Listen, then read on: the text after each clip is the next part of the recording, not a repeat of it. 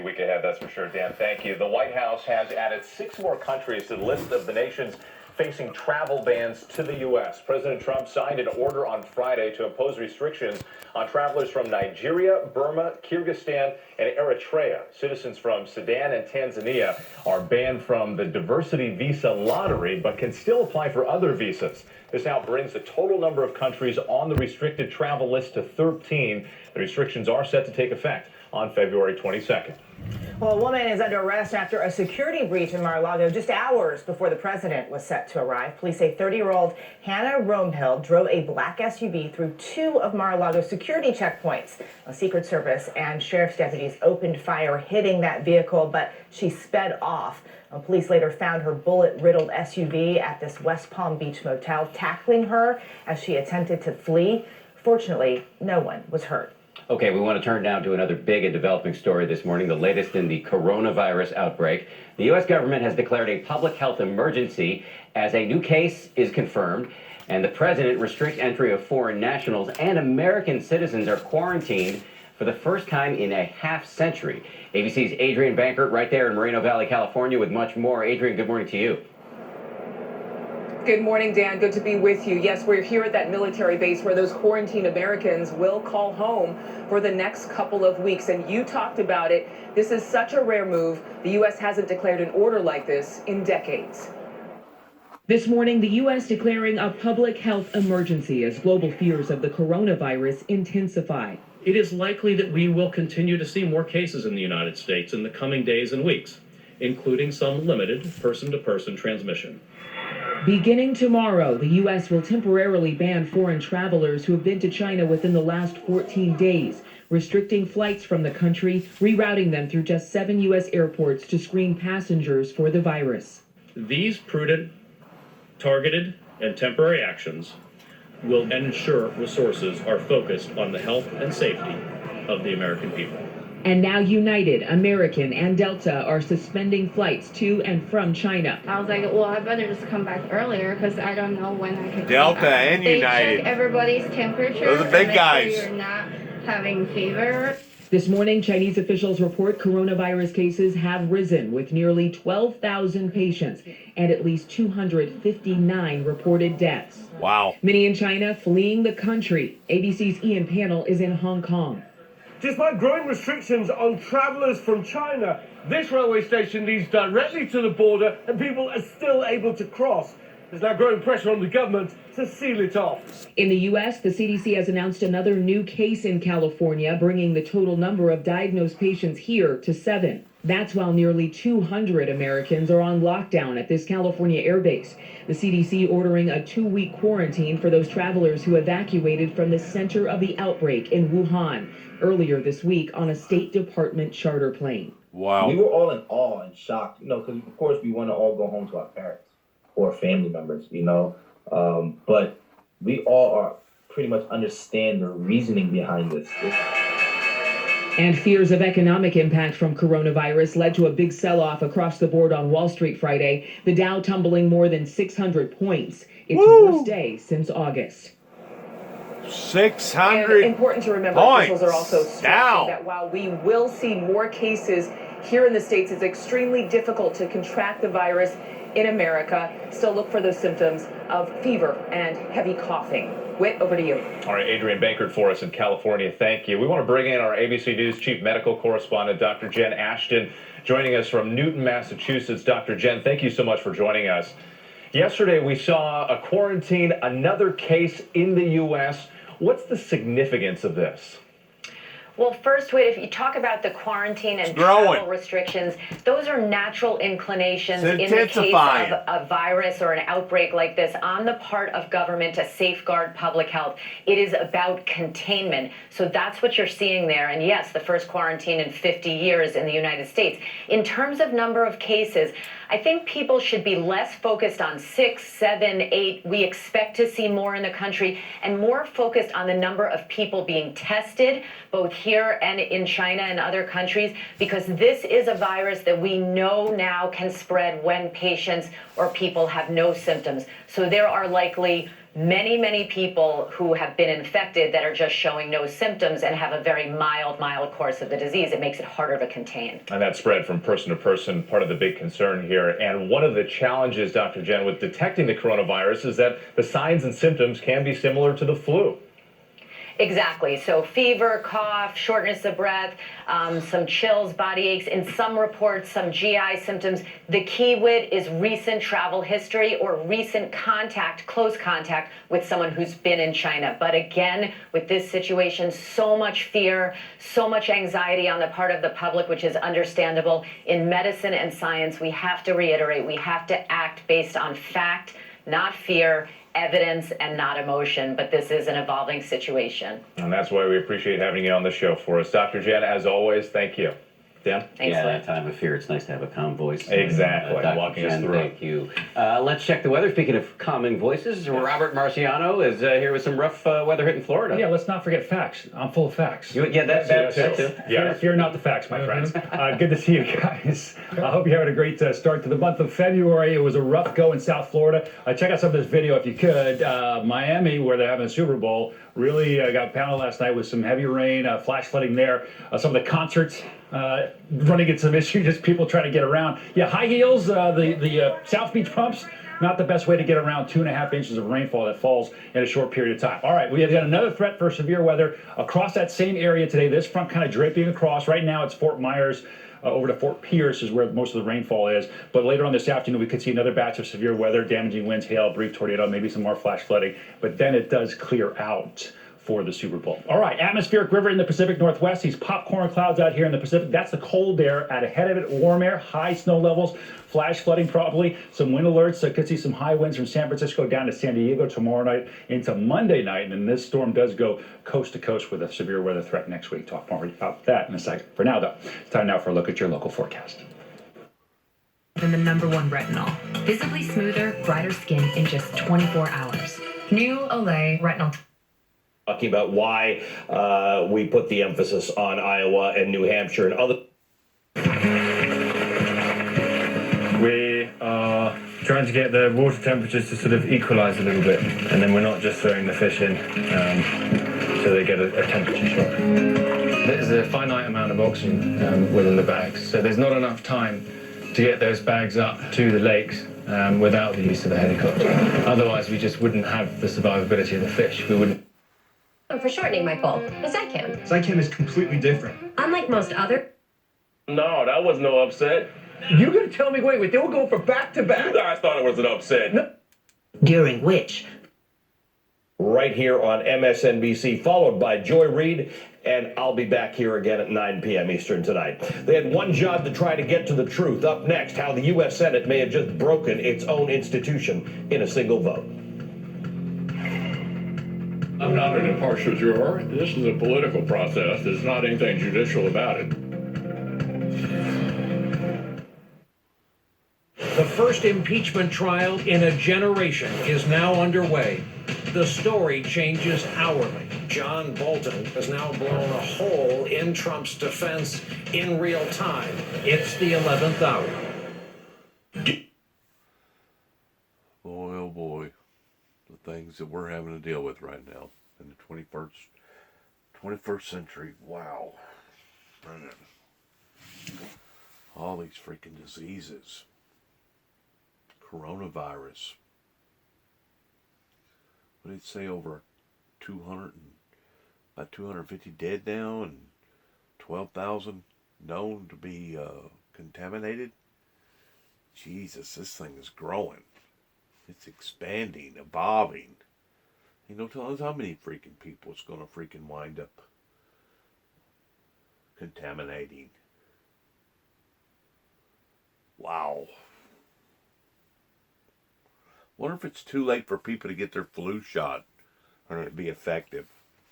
Because a lot of people out there don't ever get their flu shot. I got mine, thank God I got it. But that don't mean that I'm exempt. Because I think they got 2 different strands of flu this year. It's just horrifying towards seeing all these indifferences happening to the human race. all these problems. Stock market went freaking crazy Friday. Wow. Unbelievable. Unbelievable. Rheumatoid arthritis or psoriatic arthritis. When considering another... Well, I say it's unbelievable. It's unbelievable in one way because we're not used to these sudden occurrences, but also in another way, if you know anything about the Bible, you won't be caught unaware because the Bible does predict and say that in the last days perilous times will fall upon humanity, and that we will see signs up in the heavens and signs upon earth such as man has never seen before. So in that perspective, we shouldn't be caught unaware of how indifferent that these irregularities are going to occur, because according to the Bible, they're going to occur. It says to pray that you're worthy to escape these things that are going to be fallen upon to the earth, or pray that you can endure them, indicating that they will be fallen upon to the earth. And that's exactly what we're seeing now. We're seeing these massive irregularities that's happening all over the planet in some form or fashion that is just adding insult to misery as far as what's actually occurring in people's lives. And it is sad. It's sad to see how that it has taken God to lift the umbrella of protection in letting society see itself for what society is, that's bringing all these intrusions into itself to the point that now we're on a downcline instead of an upcline. I don't know how far down that the downcline will become or will get, but it's pretty obvious that some horrendous, huge irregularities are happening right now pertaining to the human species upon to the planet. It makes you wonder, whenever the prophets prophesied various things that was going to be occurring in society, that they didn't nail it right on the money. I mean, right on the money.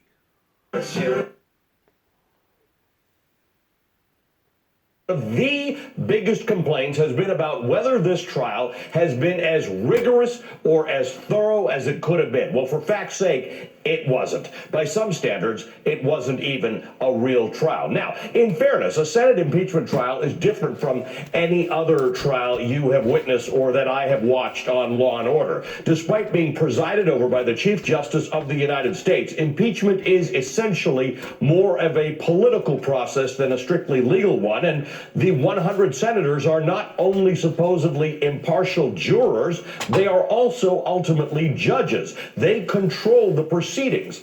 A normal trial also has a standard set of rules and procedures. Senate trials do not, hence the huge debate over the rules at the start of the proceedings. Now, the Senate has held more than a dozen impeachment trials over its 231-year history, most of them about judges who are appointed for life. So impeachment is the only way to remove them if they do naughty things. Until now, all of those trials have included witnesses. President Andrew Johnson's trial in 1868 had 41 witnesses. President Bill Clinton's trial in 1999 had a special prosecutor with a lot of evidence and 3 witnesses. President Trump's had none. As for the federal judges, some of these trials had a large number of witnesses. 55 witnesses were at Judge Alcee Hastings' 1989 trial. 26 witnesses at Judge Thomas Portia's trial in 2010. This is the last impeachment trial before this one. 21 at Judge Harry Claiborne's trial in 1986, and there were 10 witnesses at Judge Walter Nixon's trial in 1989. Now, some Republicans have suggested that the Senate has no duty to go beyond the testimony that was obtained by the House. But according to the Washington Post, 7 witnesses who testified in Judge Nixon's trial in 1989 had not testified before that in the House. 17 witnesses for Judge Porteous's trial in 2010 had not testified before that in the House. 17 of the 53 current Republican senators serving today took part in this trial and heard from these 17 witnesses who hadn't testified before that in the House. At the beginning of this trial, all 100 senators took an oath in which they swore to do impartial justice. But some Republican senators made it clear well before the trial they had no intention of upholding that promise. Everything I do during this, I'm coordinating with White House counsel. There will be no difference between the president's position and our position as to how to handle this to the extent that we can. I'm not an impartial juror. This is a political process. There's not anything judicial about it. Impeachment is a political decision. The House made a partisan political decision to impeach. I would anticipate we will have a largely partisan outcome in the Senate. I'm not impartial about this at all. I am clearly made up my mind. I'm not trying to hide the fact that I have disdain for the accusations in the process, so I don't need any witnesses. The president can make a request to call witnesses. They can make a request to call Mike Pence and Pompeo and Joe Biden and Hunter Biden. I am ready to vote on the underlying articles. I don't really need to hear a lot of witnesses. All right, let's be clear. No one is actually above the law, not even the President of the United States. But the President's defense team made an argument that many legal scholars say is absurd, that he cannot be impeached because he can't do anything wrong if he acts in the public interest. This, however, is not a new argument. When the President does it, that means that it is not illegal. I have an Article 2 where I have the right to do whatever I want as president. If a president does something which he believes will help him get elected in the public interest, that cannot be the kind of quid pro quo that results in impeachment.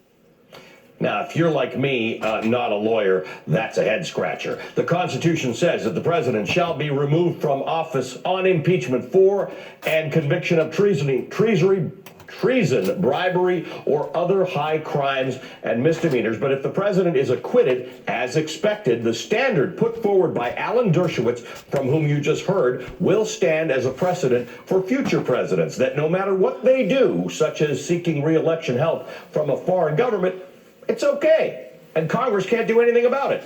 A point the House managers made during the Senate's question period this week. If the Senate fails to reject this theory, what would stop a president from withholding disaster aid funding from a U.S. city until that mayor endorses him? If this Senate were to say that's acceptable, then precisely as was outlined in that question could take place all across America in the context of the next election and any election. Grants allocated to cities or towns or municipalities across the country. But the president could say, you're not going to get that money, Mr. Mayor, Mrs. County Executive, Mrs. Town Supervisor, unless you endorse me for re-election. Impeachment was designed to prevent something like this. When we come back, we're going to take a look at where the system failed and what it could mean for our very democracy. You're watching MSNBC. It is so sad. So sad. These three different elements, entertainment, digital, industry expertise, and to build a new platform. It just goes to show you that our federal government is not only operating in the sense of it having a complete different set of rules in regard to the regular government versus the federal government, especially whenever you're talking about the military government, plays by a different set of rules, but it also shows that how the federal government can dictate to the lower government in ways that is demoralizing and demeaning to their own American citizens. In other words, if a catastrophe hit in this area, Donald Trump, working through FEMA, could say, oh, we're not going to delegate X amount of dollars to your people, even though you need assistance, and you need assistance immediately, unless you are willing to do this for us or this for me. And whenever it comes to blackmail, quid pro quo, I really don't think that our ancestors, our forefathers, had any idea that the corruption was going to be so deep here in America with America's laws that basically our own people that we have put in power can turn against us like this. Who would have thought that a group of people called the Senate would allow for such behavior to carry on and to go on? Who would have thought that our own government basically has turned against the lower class or the mid class, the second class or the third class, because now they consider themselves as being the number one class? Who would have thought that this could or would had ever occurred here in the good old USA? But it looks like it has. It looks like it has. And it's sad. It's really, really sad. Because we're not supposed to be dictated to over a tyrant or an oligarch by our own chief and commander. In other words, basically giving him a license to just basically do whatever he wants to do to his own citizens. That is so sad. Because I know enough about history, even though I wasn't what you would call a scholar in history. I know enough about history to know that no organization would form another organization inside that organization that would trample upon people's rights and upon people's lives in such of a way. Well, time now for weather and Rob Marciano. Wow. It's nice to have you inside. Oh, thank you for acknowledging that. So again, you're looking kind of So it's true. It's true. The fox is not at the chicken coop gate. He's inside the gate. The fox is inside the chicken coop. And if the fox decided he wants to take a substantial measure towards taking out a great deal of the chickens, according to what I've been told, the Senate can't do nothing about it. Isn't that sad? That's demoralizing. That just to think of a thought in a hypothetical way of something like that being available here in America for the first class to be able to do that to the second and third class just gives me chills. It irks me. It really does. It irks me to think that we're living in America that can do something like this to its own citizens. It's sad. It is sad. James had a message for fans before the game. I look at this as a celebration tonight.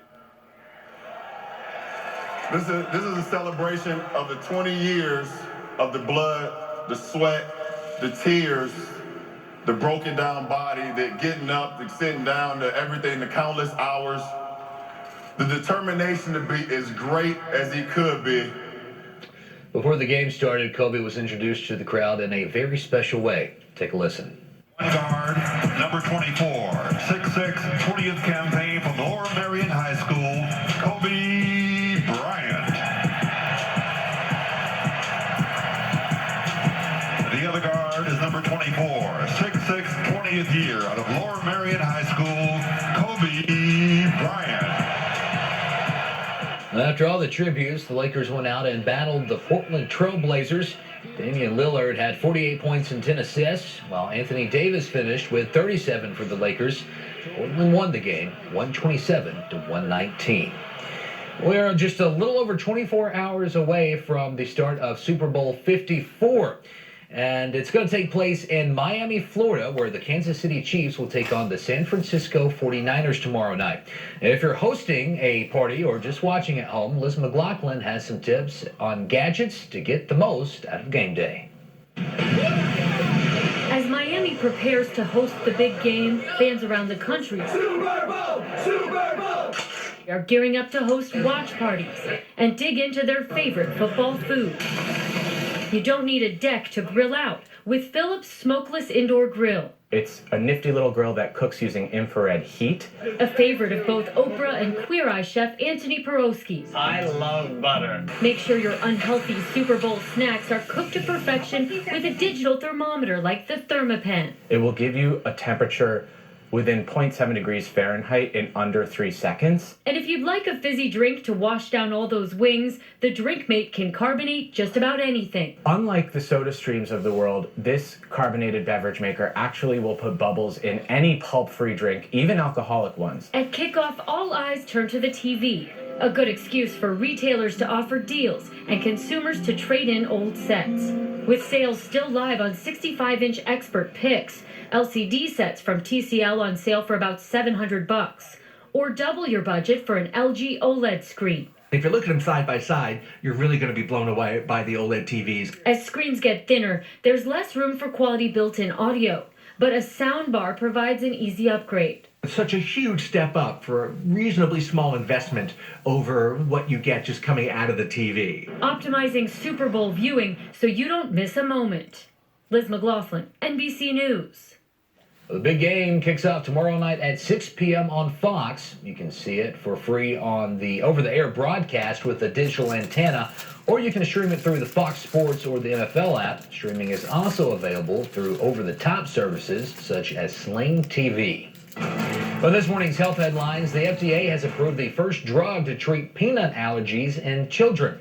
It's called Palforzia and can be used in children ages 4 to 17. It's not a cure, but it's designed to minimize the severity of a child's allergic reaction to peanuts. The FDA still encourages parents to have injectable epinephrine on hand to be on the safe side. Now, weather on the 6s. 7:46 right now. Good morning, everyone. Tracking some dense fog all across the area this morning, so be careful and also turn those headlights on as you do head out for your early morning destination. That fog will be clearing out throughout the morning. However, these clouds will be sticking around for another day. A lot of us waking up to some cloudy skies right now. However, we are tracking some sunshine for the end of the weekend, just in time for some outdoor plans. I know a lot of people have. Also talking about some warm temperatures. Right now, our temperatures are in the upper 30s, low 40s as we do wake up for this Saturday morning, and going to continue to warm up to those temperatures in the 50s today and in the 60s by tomorrow. So very excited about that. And also talking about some dense fogs. We do go on throughout the morning, but notice by 10, even 11 a.m., that fog is out of there. So you guys all know the drill. Just take it slow and have those headlights turned on. Now, I did mention the chance for some sunshine. Yes, that sunshine is returning back to the Local 6 area. Finally, I'm so happy to talk about sunshine. Trust me, I am. We are tracking the chance for some partly cloudy skies for some of us today. Others could be seeing some mostly cloudy skies. Those temperatures still in the upper 30s, low 40s by 6 p.m. But notice, those clouds start to clear out as you go on into those nighttime hours and waking up tomorrow morning. you'll finally be able to see the sunrise. So looking forward to that. Clothes. You're talking about Ebates. Look, if you use my referral code, you get $10, I get 20. It all starts here. Changing, fighting, creating, connecting. That's why we're here. We live here, we work here, we're from here, and we'll go wherever the story takes us. I'm Becky Anderson in Tehran. We are in Jerusalem. Real news that shapes our world. Exploring not just what's going on, but why. I just want to press you on one further point. Getting perspective on this region from this region. Places that many of us know, but few of us get to see. Observing countries on the move, still rooted in tradition. It all starts here, and that's why we're here, bringing you the world from our Middle Eastern hub. Connect the world with Becky Anderson, Sunday to Thursday on CNN. We're driving past, and it's like a graveyard of American military hardware. I'm thankful to Nema for her reporting and for the risk that she took to get this story, because apparently the United States military did not know.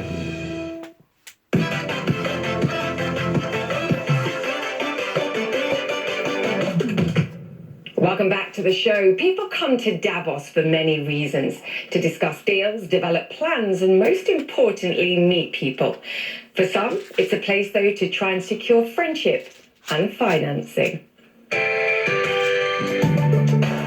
7 days before the start of this year's WEF meeting, and the founder of the Malaika Foundation, Noella Casares, is in London. Director of the National Center for Immunization and Respiratory Diseases. Guess what this is? A respiratory disease. She's exactly the right person to be on the task force. Happens to be she's a woman. Happens to be. That's not enough. Happens to be a woman. Okay, Let's talk about Tony Fauci, who we've interviewed several times on Fox, and I interviewed him this past week. Tony is 79 years old. I bet if he had been excluded, CNN would have yelled ageism, except for one That's right. thing. Okay, so you get a 79-year-old guy, you get a woman, but it's never enough. Tony is, by the way, the top infectious disease expert in the country. We have the head of the CDC, Robert Redfield. You know what he is? What? One of the top virologists in the country. Guess what this is? A virus. Alex Azar runs HHS. I don't care what gender or race he is. The head of HHS commands a $1 trillion budget. He's the exact right person to be on this task force. We have Why are Homeland they Security. bringing it to race? Like it's like every chance they get, right? This president's damned if he does, he's damned if he doesn't, right? I mean, we've seen that. Iran's a great example. I mean, I told the viewer about that one last night because they shoot down our drone, and what happens? The mainstream media and the left freaks out because he's not doing enough. They effectively wanted to send him into World War III to go after the Iranians, and then when he does actually take out a terrorist, they say it's an assassination. So now here you've got a task force that's, as you point out, highly credentialed, trying to deal with the issue at hand, and they're still complaining, not enough. I want to go a step further. I've been following these outbreaks since before 9/11, especially after 9/11, and I've seen the CDC go hysterical and overreact. I don't want to name names, but I've seen them. They've learned over the years. This is the best task force I have ever seen by a long shot, and it's proven by the fact that we only have 6 cases in the United States. We're doing the right thing: isolation, identification, contact tracing. And so you like this? I mean, and by the way, just wait for it, because I'm sure somebody's going to be talking about how it's xenophobic to say, okay, if you've been in China, you can't come here. And that's what we're saying. I mean, there's now a limit. You can't go to China right now. The airlines have canceled all flights, and the administration has said, look, if you've been in China, we're going to quarantine you if you're American. If you're not American, you're not even coming here if you've been to China. I want to comment on that, because we're fear-laden here. We have hysteria here, but here's where hysteria is playing out. The masks on the streets, which are ridiculous with 6 cases. But the idea of cutting off travel to an endemic area where this virus is exploding, makes sense, right? Good public health. Yeah. Nothing but about somebody, race. Nothing. you know somebody's going to say it's racist. I'm just waiting for that. It's coming. Or xenophobic. It's necessary, and it may actually help stamp out the virus. But what isn't necessary is panicking here with so few cases. Thank you very much, Dr. Siegel. Good to see you, Trish. Stay healthy. Thanks. All right. Next, No, ma'am. the answer to tonight's pop quiz. a lot of great responses. Some of you actually got it on Twitter. You can send me what you think it might be. I'm talking about That's hurricane.com. Also available at these. In the Electrical Power Systems Engineering program at the African Leadership College. So it's his assessment, no matter how they handled this. The articles of impeachment, there are two of them. One is for abuse of presidential power, in essence. The other is for obstruction. Inside of the abuse of power article are allegations. It looks a lot like a criminal indictment, and it... According to what I understand, there is no such thing as abuse of power.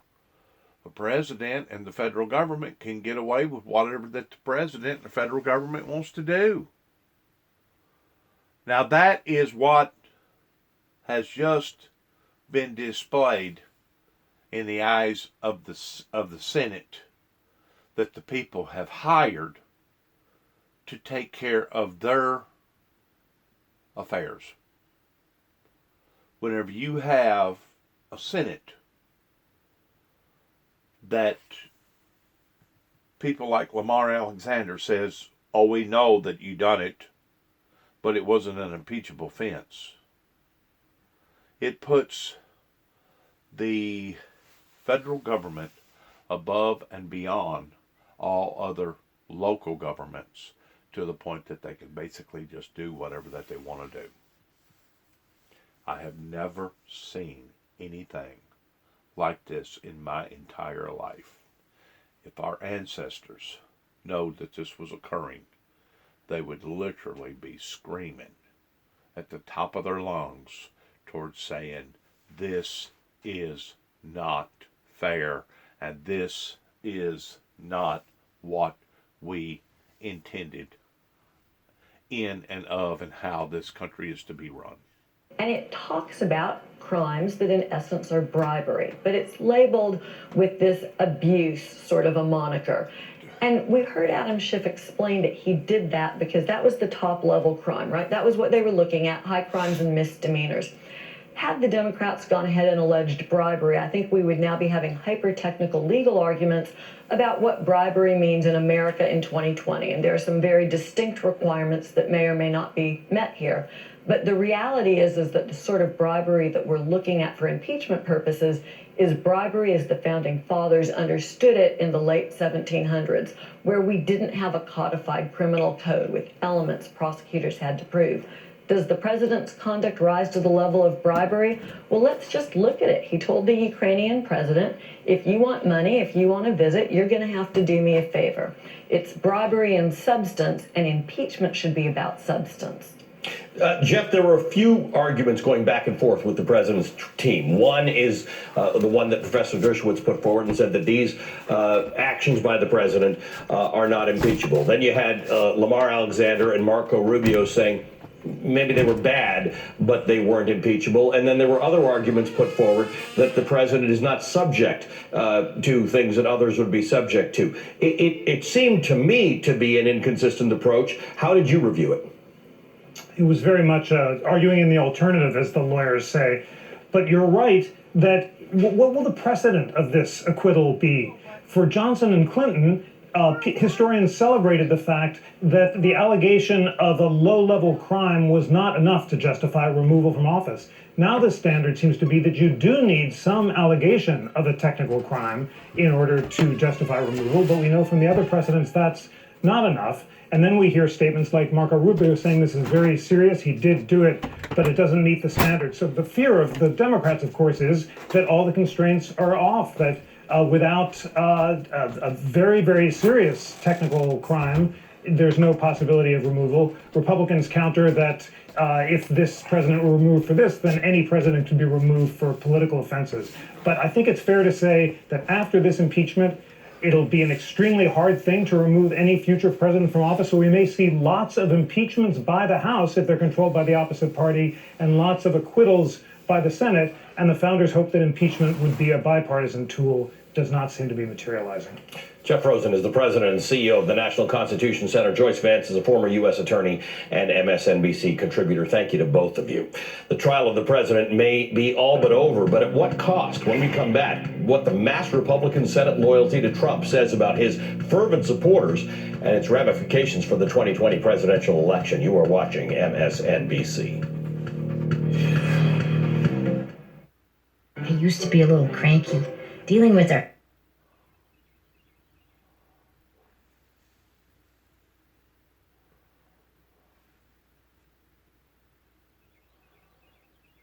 And ease into quitting.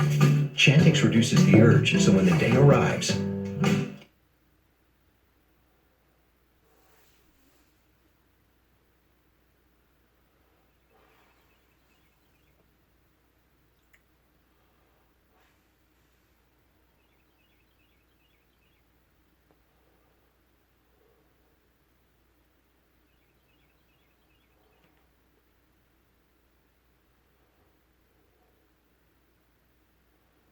I wish them cigarettes right there had never been created.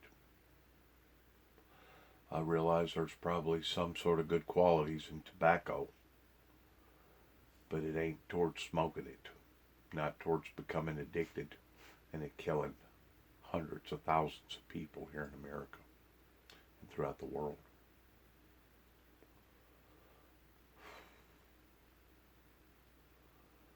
Another landmine that if you don't watch, you'll step on, that you'll regret later. Smoking will kill you. Period. with or without Chantix, you may have nicotine withdrawal symptoms. Stop Chantix and get help right away if you have changes in behavior or thinking, aggression, hostility, depressed mood, suicidal thoughts or actions, seizures, new or worse heart or blood vessel problems, sleepwalking, or life-threatening allergic and skin reactions.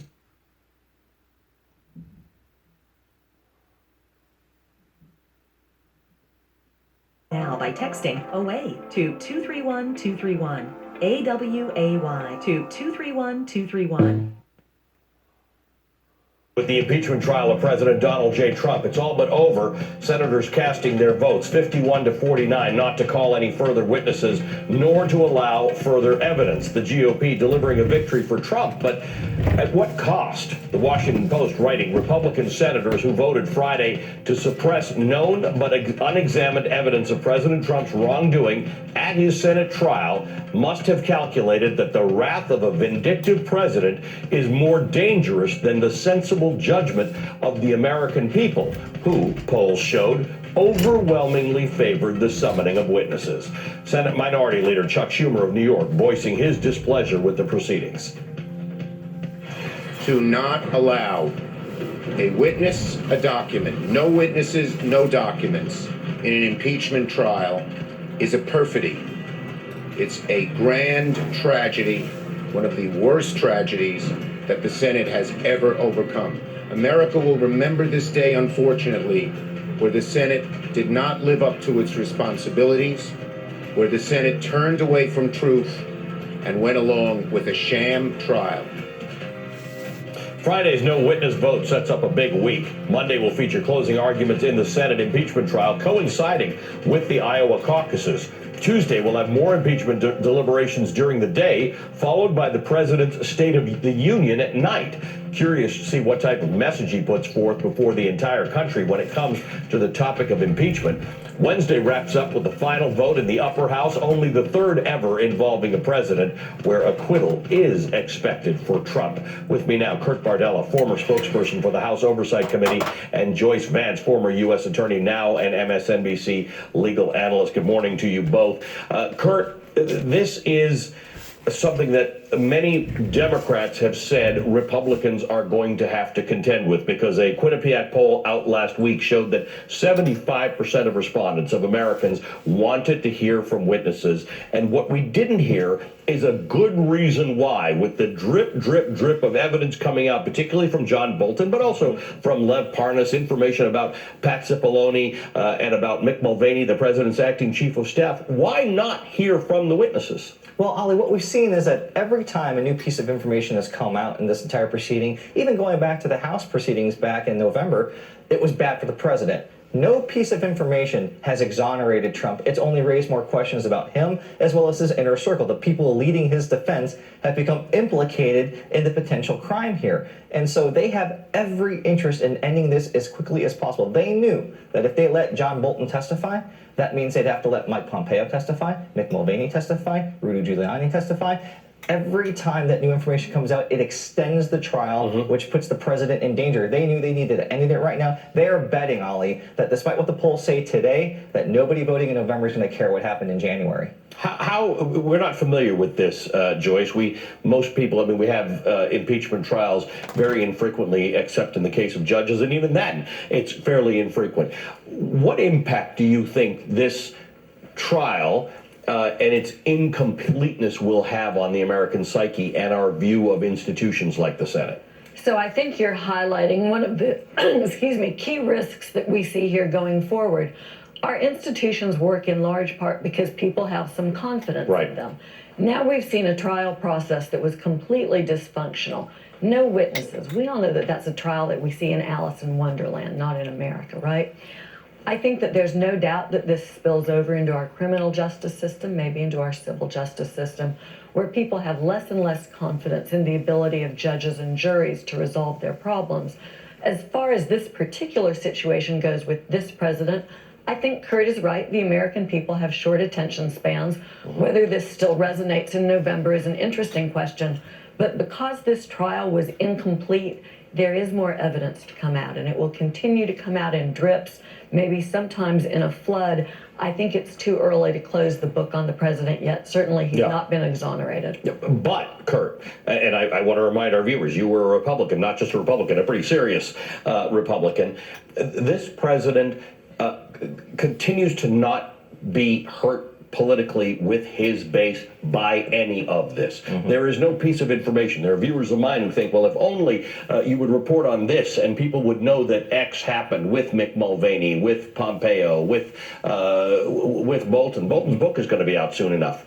Does anything move the president's supporters, or is he right in his statement that he made so long ago that he can shoot somebody on Fifth Avenue and it won't make a difference? So that statement was prophetic, because what we've seen, whether it sounded remarkably stupid at the time. It did, but it's true. I mean, here's the thing.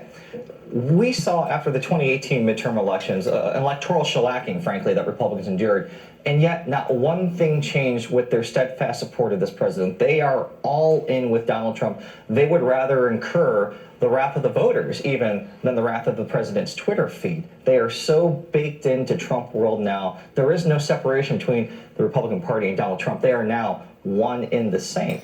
And I think that what we've seen throughout this entire process is no matter what Trump does, they do the same thing, whether it's John Bolton, whether it was Steve Bannon at one point. If someone is contrary to the president, they attack him, they attack the people reporting on him, they say that person is lying, they're distrustful, and everybody turns on them. And what information comes out from this point forward, whoever it is, whatever they say, the same cycle will repeat itself.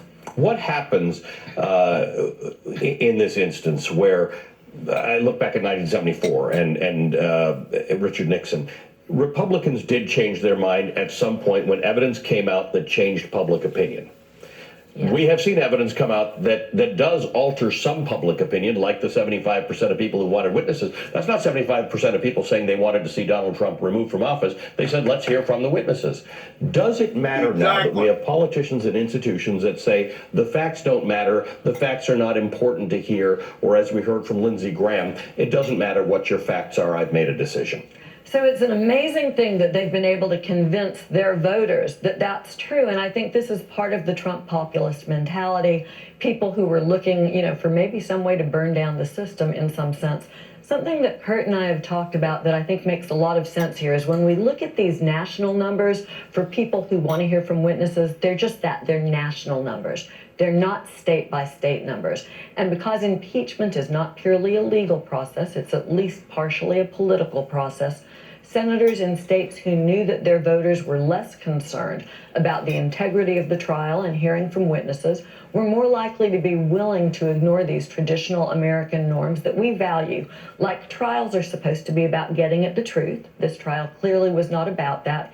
It was about, as Kurt says, lining up behind the political cult of personality that surrounds Donald Trump. What happens next, Kurt? How does this play out in the 2020 election? There are vulnerable Republicans.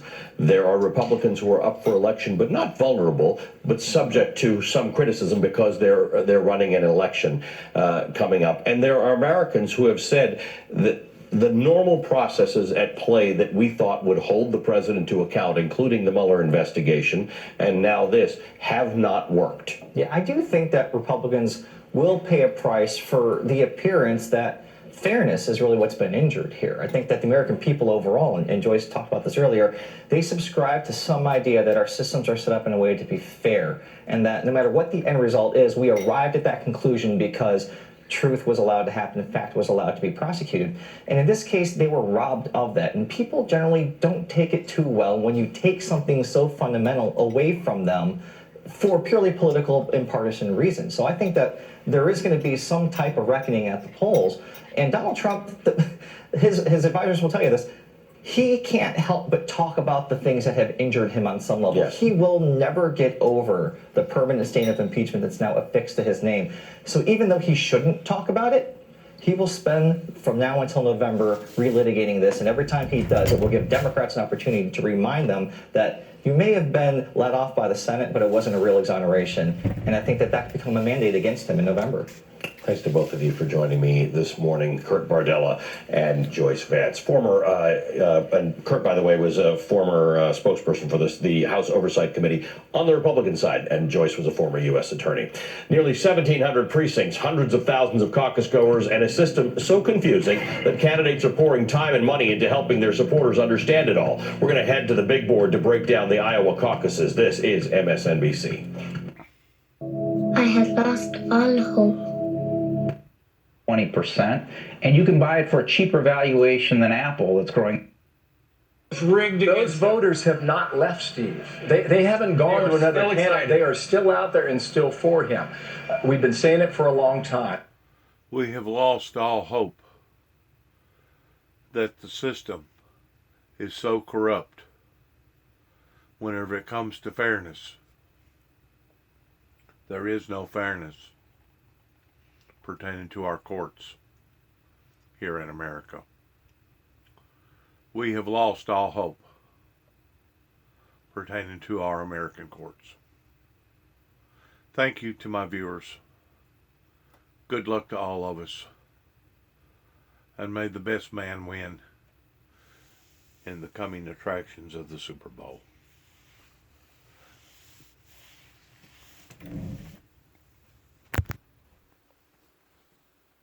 Shalom.